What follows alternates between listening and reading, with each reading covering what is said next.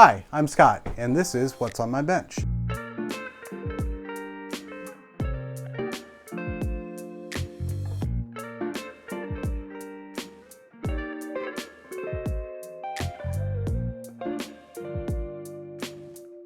Today we're going to talk about how to resize and trim rifle brass. If you remember in the previous episode, we talked about roll sizing, and that was specific to pistol brass. Today we're going to talk about resizing and trimming rifle brass, specifically 300 blackout. The reason you want to resize rifle brass is the rifle cartridges actually are much higher pressure than pistol. When they go off, they actually expand to the exact dimensions of the chamber of the rifle you're using. Now, if you're going to use the same brass and same ammunition in the same rifle over and over again, it's not necessary to resize or trim, as the exact chamber dimensions will work for that rifle. However, if that rifle is a semi-automatic, that's not the case. So if it's a bolt gun and it's the same gun over and over, you do not need to perform this step. As I use a number of different rifles with this ammunition, and they're all semi-automatic, that is not the case for me. So we're going to resize and trim. Resizing, full-length resizing, will expand the case back to dimensions that will not get stuck or cause feed issues in a semi-automatic rifle.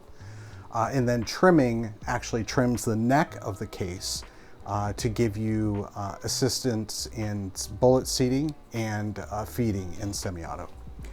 So to resize, we're going to use a couple pieces of equipment here. We're going to use a lube tray that will actually lube up the rifle brass so that it's easier to resize and doesn't get stuck in the resizing die that we're going to use in the single stage press. And then we'll use the single stage press here with the resizing die to actually do the sizing. The single stage press here is a RCBS Summit press, and the reason I use that is I want to do everything above desk, and this is a very good press for that, not having it hang off the bench. The trimmer I'm using today is a Henderson Precision trimmer. It uses a 3-way cutting head, so it does the neck length, the inside chamfer and outside chamfer, and we'll talk about that a little bit more when we get to trimming. And I understand that this is now, I think, on generation 3. This is a generation 1 trimmer from Henderson Precision. And I also understand that Hornady came out with a trimmer just recently that is a very suspiciously close copy to the Henderson trimmer. And that's all I'll say about that. I don't want to get into that argument.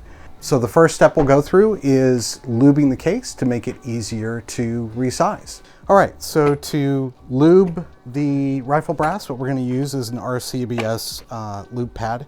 And I use this just because I've had it forever and used it forever, and it's easy. So the way this works is you just use a case lube. I use the RCBS case lube, and you put it on the pad, several drops on the pad, and then just kind of rub it in to make sure it's nice and spread out on the pad. Try to make sure that the pad doesn't have any contaminations on it that'll get on the brass. So I have a bin for my brass that is not lubed yet, and then I have a separate bin that I use for my lubed brass, and the process is actually pretty straightforward. I'll take about 5, line them up, take another 5, line them up, and it doesn't have to be exactly 5. It can be 4, it can be 6, it's whatever you grab. I tend to grab 5 for whatever reason. Line those up just like that at the top of the pad, and then I just roll them across the pad and into the bin, and that's how I lube them. So that makes sure it gets the full body, and it actually gets the neck as well. So after you've lubed your brass, you're going to want to do a full length size, which, like I said before, can also decap it In this case, we're doing 300 blackout, so the die I'm using, this is my Lee full-length resizing die, and it has a decapping pin, so if I needed to decap the primer, that pin would push it out and drop it into this little cup here. This has already been set for the Hornady lock and load bushing system. That bushing system is installed in this single stage press. It just makes it easy for me to not have to adjust it every time. I just drop it in, do an 1/8 turn, and it's ready to go. Once I've done that, I can just feed my brass in, pull it, push it all the way down, pull it up, and it's resized. All right, so the first thing I'll do is actually do the resize. In this particular case, the primer pockets are empty, so it's not going to decap the primer. In some cases, especially with 5.56, there'll be primers that, like this one, that are military primers that are crimped, and therefore I'll have to deprime those by hand first, and then actually ream the primer pocket to remove the crimp so that the primer will seat properly. In this case, for the 300 blackout, we don't need to do that, so we can just move on to resizing, and that's just putting the case in the shell holder, pulling the handle all the way down. That'll do the full length resize, and it will tension or expand the neck to the correct size as well for bullet seating.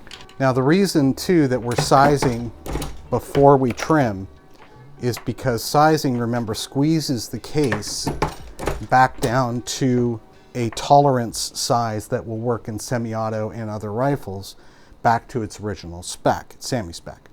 So when it does that, because it's squeezing the metal, it may lengthen the total size of the case. So when it does that, obviously you're going to have to trim it. So we size first and then trim. So after we've resized our brass, what we're going to do is move on to trimming. And this particular trimmer is already set up for 300 blackout, as indicated by this rubber band. So what I do when I'm doing this with a large number of brass is I never hand trim. I actually use just an electric cordless drill and just chuck it on to the end of that shaft, tighten it up. So this Henderson Precision is a Gen 1, so it has single shaft that goes back to the drill, and it's set right now for 300 blackout as indicated by this band. It also has a set screw here that determines the length of the cut. This set screw and this set bolt are marked 300 blackout as well. So the way I do this is get a bin underneath, and you lock in the brass by twisting that handle, and then this is going to trim the neck length, put an inside chamfer and an outside chamfer on it. Neck length obviously is important because it affects neck tension, and it'll also affect feeding issues.